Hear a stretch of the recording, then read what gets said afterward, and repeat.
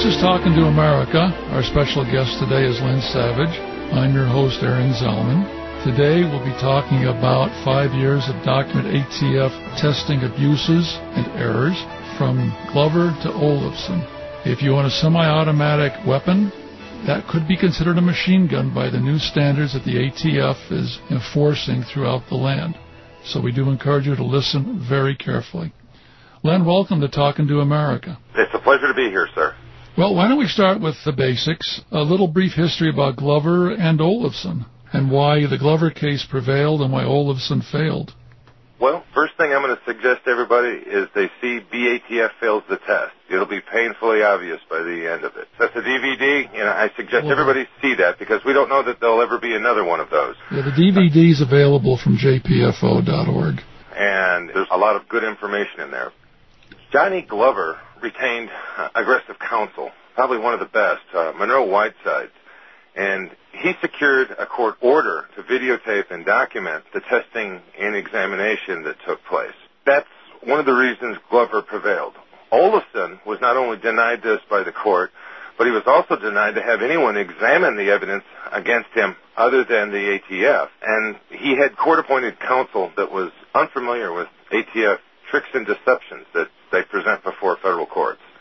Who prevented the verification of the testing? Oh, that would have been district court in Milwaukee, Wisconsin, and I think it was the Honorable Judge Klebert.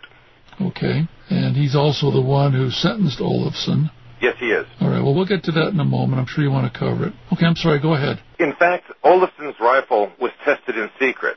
If the Fairness in Firearms Act was law, Mr. Olofson never would have been convicted because the judge and the jury could have then seen the tricks and the deceptions as they were being employed by the ATF. I truly think, as in USC Glover, it would have been dismissed prior to the trial had everybody saw it all on tape. Olofson had an AR-15? Yes, he did.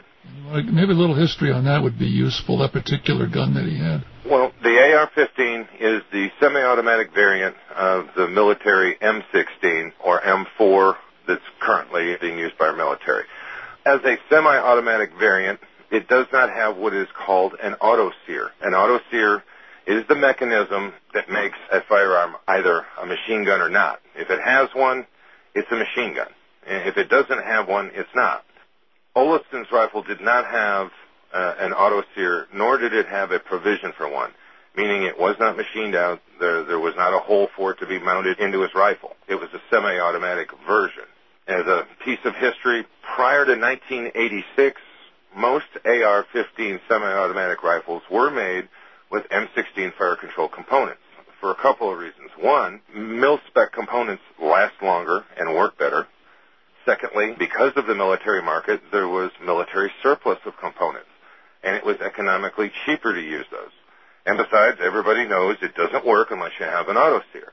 But in 1986, what ended up happening is the ATF discovered that with certain ammunitions, under certain circumstances, a firearm could malfunction and fire more than once per function of the trigger when they used these components, and then mandated the manufacturer of Olofson's rifle and everybody else in the industry that, hey, we want you to change this, and from this point forward, we advise that you use AR-15 SP1 style components.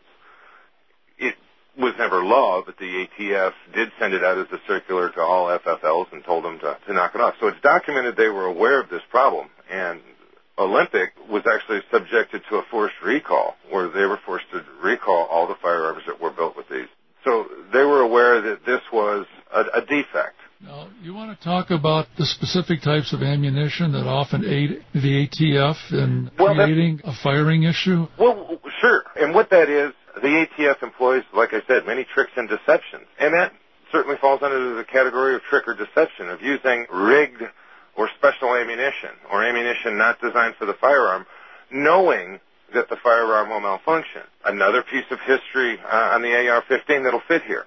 An AR-15 or an M16 do not have a firing pin return spring on the firing pin.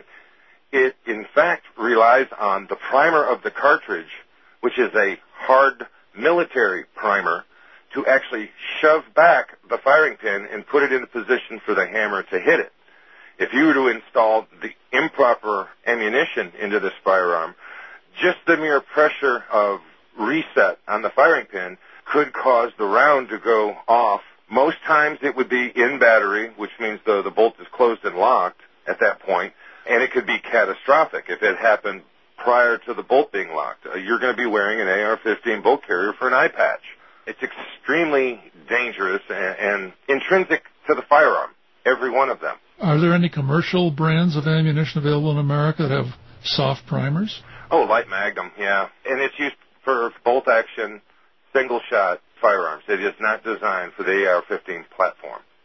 Sometimes there's even a warning on the box, but that's just one of the many deceptions and tricks that they do. Besides special ammunition, sometimes they add conversion devices, which are machine guns in and of themselves under United States Code. Sometimes they add components that aren't in evidence, that wasn't in your possession. They take components from the national collection and then add it on your firearm. Sometimes they machine or modify existing components of your firearm. And I've witnessed every one of these. These are the tricks and deceptions they employ. Remember, they're not bound by any procedures. They can do anything they want, and frequently do. Why is it that they can do anything they want and nothing's been done to stop them? Well, they don't have any written testing procedures. And both you and I have tried to raise awareness on this, that without any written, standardized scientific procedure, they can do outcome-based testing. Say, hand this piece of evidence off to a firearms enforcement officer and say, hey, go make this thing fire full auto, and then tell me how you did it. And they'll use that as a basis for your indictment. And that the criteria was chosen not to do any testing, but just to substantiate whatever they want to say. And any semi-automatic firearm can malfunction on its own.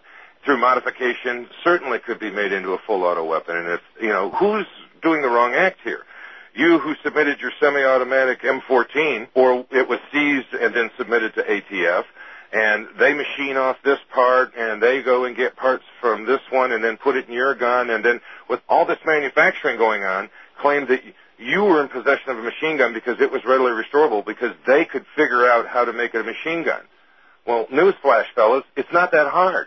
And any first-year gunsmith will figure out that a full auto is far easier to build than a semi-automatic. But then that goes into levels of training and other requirements that don't appear to be written anywhere. This raises 2 points here.